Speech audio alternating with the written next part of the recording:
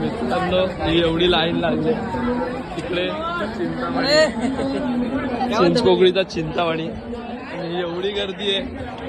पण आम्ही दोघांनी कुठला हॅक लावला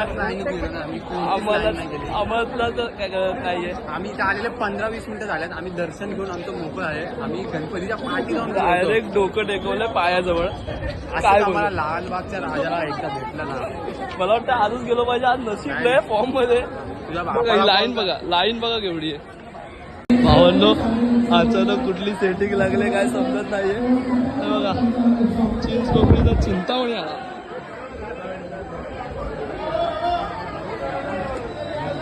खुशी खुशी खुशी समजत सगळं.